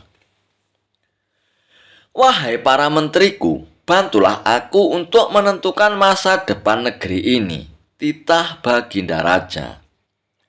Bagaimana caranya, wahai Baginda? Tanya salah seorang menteri. Masing-masing dari kalian, coba ciumlah sorban hadiah ini secara bergantian. Apabila baunya wangi, maka kerajaan ini akan abadi. Namun bila baunya busuk, maka kerajaan ini tidak akan lama lagi akan segera runtuh. Jelas Baginda Raja. Sesuai dengan perintah Baginda Raja, para menteri itu pun satu persatu memasuki ruangan untuk mencium sorban sakti tersebut. Setelah semuanya telah mendapatkan giliran, maka dikumpulkanlah lagi menteri-menterinya. Bagaimana baunya? Tanya Baginda Raja. Sorban ini, baunya sangat harum sekali, Baginda Raja. Niscaya kerajaan ini pasti akan abadi, Baginda, jawab menteri pertama. Menteri kedua dan ketiga menjawab sama dengan menteri pertama.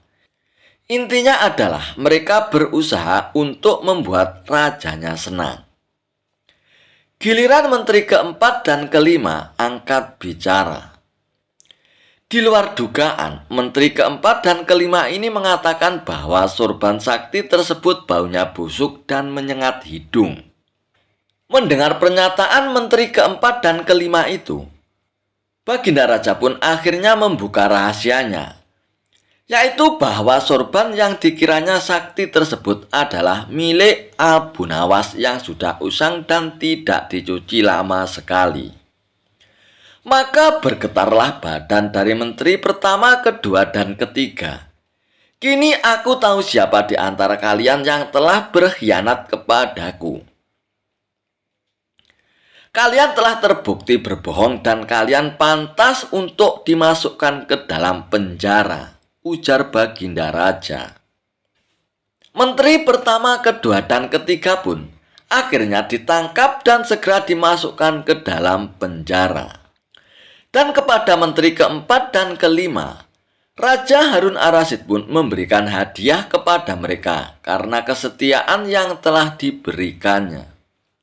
Tak lupa juga Abu Nawas mendapat bagian hadiah yang telah dijanjikan oleh Baginda Raja Harun ar-Rasyid. Kisah lucu, Abu Jahal paksa Abu Nawas bayar 100 dinar karena cium bau masakannya. Suatu ketika, Abu Jahal yang merupakan tetangga dekat Abu Nawas sedang mempersiapkan pesta besar di rumahnya. Hampir semua kerabat tetangga terdekat pun diundang, kecuali Abu Nawas. Meski demikian, Abu Nawas tidak menaruh rasa benci kepada Abu Jahal sedikit pun, sebab ia tahu persis watak Abu Jahal. Mengenai pesta yang akan Abu Jahal adakan tanpa mengundang Abu Nawas, sebenarnya hanya bertujuan ingin membalas dendam. Pasalnya, selama usaha Abu Jahal untuk mengerjai Abu Nawas selalu gagal. Dan menurutnya, kali ini dengan rencana membuat pesta besar di rumah bisa dengan puas meledek Abu Nawas. Pesta yang akan diselenggarakan terbilang tidak main-main. Abu Jahal bahkan mengundang hoki ternama dari negeri seberang. Ia pun rela membayar upah cukup mahal supaya bersedia memasak di rumahnya. Tentu saja karena yang memasak adalah hoki ternama, cita rasa masakan yang dibuatnya pastilah lezat dan menggugah selera. Saat si Hoki mulai memasak untuk jamuan pesta, aromanya menyebar kemana-mana. Siapa saja yang menghirup pasti langsung tergoda. Kebetulan, aroma masakan tersebut menyebar sampai ke rumah Abu Nawas. Ketika Abu Nawas sedang duduk di depan rumah tanpa sengaja mencium aroma masakan yang begitu lezat. Betapa nikmatnya aroma masakan ini, apalagi kalau sampai memakannya, gumam Abu Nawas. Lalu ia pun penasaran dari mana asal aroma masakan itu. Abu Nawas lalu berjalan menyelusuri rumah-rumah untuk mencari asal bau masakan yang lezat tersebut. Dan ternyata berasal dari rumah Abu Jahal yang sedang memasak untuk mempersiapkan pesta.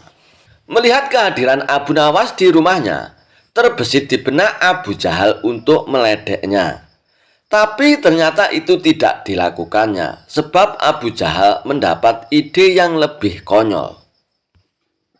"Abu Nawas, ngapain kamu di situ?" teriak Abu Jahal. Abu Nawas yang sedang asik menghirup aroma masakan langsung kaget mendengar teriakan Abu Jahal. "Tidak apa-apain Abu Jahal," sahutnya. "Kamu jangan bohong Abu Nawas, kurang ajar. Kamu pasti sedang mencuri bau masakanku ya," timpal Abu Jahal. Namun Abu Nawas tidak menghiraukan Abu Jahal. Ia lebih memilih balik ke rumah. Tapi ketika baru saja melangkah, Abu Jahal langsung menghalanginya. "Tunggu, kamu tidak boleh pergi seenaknya saja. Kamu harus membayar bau masakan yang kamu curi," bentak Abu Jahal. Perkataan Abu Jahal ini sempat membuat Abu Nawas heran dan terkejut. "Apa bayar? Hanya mencium bau masakan disuruh bayar?" tanya Abu Nawas tak percaya. "Benar, karena masakanku ini dibuat oleh hoki profesional dengan bayaran yang mahal," jawab Abu Jahal dengan sombongnya. Dikarenakan tidak ada yang mau mengalah, pertengkaran kedua orang ini mengundang perhatian warga setempat. Para warga pun langsung mengerumuni mereka berdua dengan tujuan untuk melerai. Sudah, begini saja, daripada kalian ribut di sini, lebih baik masalah ini kalian bawa ke pengadilan. Biar Tuan Hakim yang akan menentukan siapa yang benar dan siapa yang salah," saran dari salah seorang warga. "Baik, saya tidak takut. Ayo kita ke rumah Tuan Hakim," tantang Abu Jahal. Maka keduanya pun diantar warga pergi menuju rumah Tuan Hakim. "Ada masalah apa ini?" tanya Tuan Hakim. Abu Nawas pun lalu menceritakan secara detail kronologi masalah yang dialaminya. "Masa sih hanya mencium bau masakan disuruh bayar? Ini kan aneh Tuan Hakim," kata Abu Nawas kepada Tuan Hakim. Abu Jahal pun tidak mau kalah. Ia pun berargumen, "Tuan Hakim, bila seseorang mengambil sesuatu milik orang lain, sedangkan orang lain itu tidak ikhlas, bukankah itu namanya mencuri?" tanya Abu Jahal. "Benar, orang tersebut bersalah dan bisa dituntut hukuman," jawab Tuan Hakim. "Nah, begitu juga dengan hamba, Tuan Hakim. Di rumah hamba sedang memasak masakan lezat, dan Abu Nawas ini telah menghirup aroma masakan yang berasal dari rumah hamba. Sedangkan hamba tidak ikhlas Tuan Hakim. Bukankah itu termasuk perbuatan mencuri?" tanya Abu Jahal lagi. "Oleh karena itu hamba menuntut supaya Abu Nawas untuk membayarnya," kata Abu Jahal melanjutkan penjelasannya. Ada benar ucapan Abu Jahal, tapi masa iya hanya gara-gara mencium masakan terus disuruh bayar, pikir Hakim. Sementara itu Abu Nawas yang melihat gelagat Tuan Hakim yang tampak kebingungan menangani masalah ini. Abu Nawas tahu Tuan Hakim adalah orang bijak. Tapi karena pintarnya Abu Jahal dalam mengolah kata, membuat Tuan Hakim pun jadi kebingungan. Begini saja Tuan Hakim, hamba mengaku telah bersalah dan hamba bersedia membayar, ujar Abu Nawas. Tapi Abu Nawas, apa kamu yakin? Tanya Tuan Hakim merasa tidak tega. Iya Tuan Hakim, hamba tidak keberatan, jawab Abu Nawas. Baiklah Abu Jahal, berapa Abu Nawas harus membayarmu? Tanya Tuan Hakim. Sebesar 100 dinar Tuan Hakim, jawab Abu Jahal. Sebanyak 100 dinar? Yang benar saja kamu ini Abu Jahal, tanya Tuan Hakim dengan terkejut. Hamba serius Tuan Hakim, masakan yang baunya dicium Abu Nawas itu hidangan mahal. Belum lagi hoki yang masak sengaja didatangkan dari negeri seberang. Bayarannya pun sangat mahal, jadi wajar kalau hamba menuntut ganti rugi 100 dinar. Balas Abu Jahal. Bagaimana Abu Nawas? Apakah kamu bersedia? Tanya Tuan Hakim kepada Abu Nawas. Dengan tersenyum, Abu Nawas pun menjawab, hamba bersedia Tuan Hakim, tapi hamba minta izin dulu mau pulang ke rumah untuk mengambil uang 100 dinar, pinta Abu Nawas. Abu Nawas pun lalu dipersilakan pulang untuk mengambil uang dahulu. Kena kau Abu Nawas, kali ini aku berhasil mengerjaimu dan aku juga mendapatkan uang 100 dinar, kata Abu Jahal dalam hatinya penuh kegirangan. Tidak beberapa lama kemudian Abu Nawas kembali dengan membawa uang 100 dinar. Tuan Hakim, kantong yang hamba bawa ini isinya koin emas berisi 100 dinar. Tapi sebelumnya hamba ingin memperlihatkannya kepada Tuan Hakim, supaya benar-benar percaya kalau uang di dalam kantong ini berjumlah 100 dinar, tutur Abu Nawas. Abu Nawas lalu memberikan kantongnya kepada Tuan Hakim dan disuruh menghitung jumlahnya. Setelah selesai menghitung, Tuan Hakim pun mengembalikannya kepada Abu Nawas. Benar Abu Nawas, uangnya berjumlah 100 dinar, ucap Tuan Hakim. Kemudian, Abu Nawas menggoyang-goyang kantong tersebut hingga terdengar suara gemerincing kempingan uang yang berasal dari kantong miliknya. Hai Abu Jahal, apakah kau mendengar suara kepingan uangku ini? Tanya Abu Nawas. Iya, aku mendengarnya. Sini berikan uangnya kepadaku, pinta Abu Jahal tak sabar lagi. Bukannya barusan aku sudah memberimu, kenapa malah minta uang ini, ujar Abu Nawas. Mana, sepeser pun aku belum menerimanya, protes Abu Jahal. Agar keributan tidak terjadi lagi, Tuan Hakim lalu menengahi. Maksudnya bagaimana ini Abu Nawas? Aku perlu mengerti, tanya Tuan Hakim. Begini Tuan Hakim, yang hamba curi tadi kan bau masakannya, bukan masakannya. Jadi hamba membayarnya pakai suara duit saja, bukan duitnya, kata Abu Nawas menjelaskan. Mendengar itu Tuan Hakim pun manggut-manggut membenarkan ucapan Abu Nawas. Bagaimana Abu Jahal? Apakah kamu keberatan? Tanya Tuan Hakim. Abu Jahal pun hanya terdiam. Ia tidak menyangka bahwa Abu Nawas bisa sampai secerdik itu. Dia pun kecewa karena gagal mendapatkan uang 100 dinar dari Abu Nawas. Baiklah, aku rasa kasus ini sudah selesai. Sekarang kalian pulanglah masing-masing, pangkas Tuan Hakim. Kisah Abu Nawas lolos dari hukuman berkat buta warna. Dikisahkan, Abu Nawas mendapat kabar ada menteri yang usianya makin tua. Tapi ia ingin selalu tampil muda serta gagah di depan banyak orang. Namun yang namanya usia tidak bisa dibohongi, apalagi terlihat rambut dan jenggotnya yang mulai beruban. Hingga suatu hari, menteri tersebut mengadakan pesta yang hanya dihadiri orang-orang pilihan. Untuk menambah meriah pesta, dia juga mengundang Abu Nawas. Maka diperintahkanlah beberapa pengawal untuk memanggil Abu Nawas di rumahnya. Sesampainya di rumah Abu Nawas, salah satu pengawal berkata, "Tuan Abu Nawas, nanti malam Anda diundang pesta di rumah Tuan Menteri." Mendengar kabar tersebut tentu saja membuat Abu Nawas kegirangan. "Baiklah, nanti malam aku akan datang ke sana." "Oh iya, sampaikan salam hormat saya untuk Tuan Menteri," balas Abu Nawas. Singkat cerita, malam pun mulai tiba. Abu Nawas pun bergegas menuju rumah Tuan Menteri.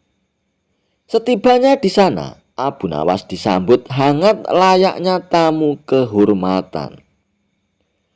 Tuan Menteri lalu mempersilakan Abu Nawas duduk bersama para tamu undangan yang lain. Tidak beberapa lama kemudian, hidangan lezat pun mulai disajikan di atas meja makan.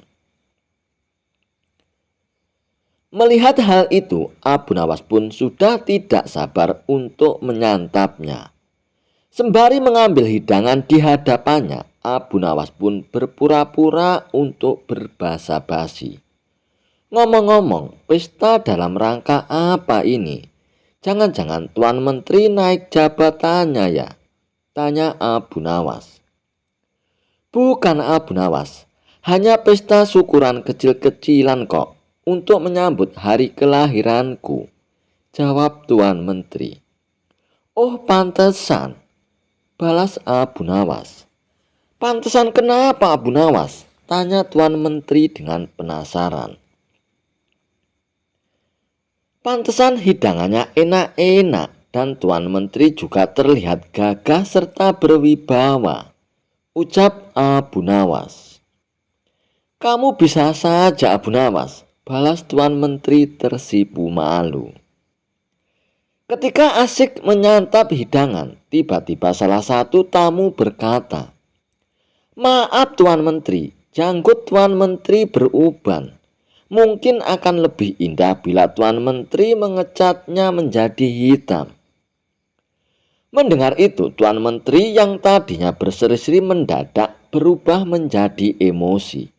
"Kurang ajar kamu. Kamu pikir saya sudah tua bangka apa? Kamu menghina aku ya?" bentak Tuan Menteri. "Ampun Tuan Menteri, aku sama sekali tidak bermaksud demikian," jawab tamu tersebut dengan ketakutan. "Pengawal, tangkap orang ini dan masukkan dia ke penjara selama 3 hari," perintah Tuan Menteri kepada pengawalnya. Dengan sigap, para pengawal langsung menyeret tamu tersebut untuk dimasukkan ke dalam penjara. Ternyata kemarahan Tuan Menteri tidak berhenti sampai di situ saja. Ia lantas bertanya kepada tamu undangan yang lain, "Apakah kamu lihat ada uban di janggutku?" tanya Tuan Menteri. Dikarenakan takut dihukum, tamu yang ditanya kali ini menjawab dengan berkata, "Bohong, hampir tidak ada Tuan Menteri." "Apa maksudmu dengan kata hampir?" "Pengawal, seret orang ini dan masukkan dia ke penjara," teriak Tuan Menteri. Tamu kedua pun akhirnya dibawa pengawal dan dimasukkan ke dalam penjara. Gara-gara kejadian ini, suasana pesta yang tadinya meriah berubah menjadi menegangkan. Untuk ketiga kalinya, Tuan Menteri pun mengajukan pertanyaan yang sama kepada para tamunya. "Selanjutnya, apa kalian lihat ada uban di janggutku?" tanya Tuan Menteri. Karena takut dihukum seperti kedua tamu yang sebelumnya, tamu ketiga pun menjawab dengan berkata, "Bohong, sama sekali tidak ada Tuan Menteri. Bahkan janggut Tuan Menteri terlihat hitam dan indah." "Kamu juga pembohong," bentak Tuan Menteri. "Pengawal, berikan dia 10 cambukan di punggungnya, kemudian penjarakan dia selama 1 bulan," perintah Tuan Menteri kepada pengawalnya. Akhirnya Tuan Menteri pun menoleh ke arah Abu Nawas. Namun Abu Nawas terlihat asik menyantap makanan seolah-olah sedang tidak terjadi apa-apa. "Apa kau melihat uban di janggutku, Abu Nawas?" tanya Tuan Menteri kepada Abu Nawas yang tampak asik melahap makanan lezat tersebut. Ia tidak menghiraukan pertanyaan Tuan Menteri. "Hei Abu Nawas, aku bertanya kepadamu Abu Nawas," bentak Tuan Menteri. Mendengar namanya disebut, Abu Nawas pun menoleh ke arah Tuan Menteri dan menghentikan makannya untuk sementara. "Maaf Tuan Menteri, Tuan bertanya kepada aku ya," sahut Abu Nawas. "Iya Abu Nawas, aku bertanya kepadamu. Apa kau melihat uban di janggutku?" tanya Tuan Menteri. "Sebenarnya aku ingin menjawabnya Tuan Menteri, tapi aku buta warna. Jadi aku tidak tahu warna hitam atau putih," ucap Abu Nawas. Lalu ia pun kembali meneruskan makannya. Jawaban Abu Nawas yang singkat tapi menggelikan membuat Tuan Menteri tertawa terpingkal-pingkal. Wajahnya yang tadi penuh emosi seketika redam dan kembali tenang untuk mencairkan suasana. Setelah selesai makan, Abu Nawas pun menceritakan beberapa kisah yang lucu yang membuat seisi ruangan pun menjadi penuh tawa.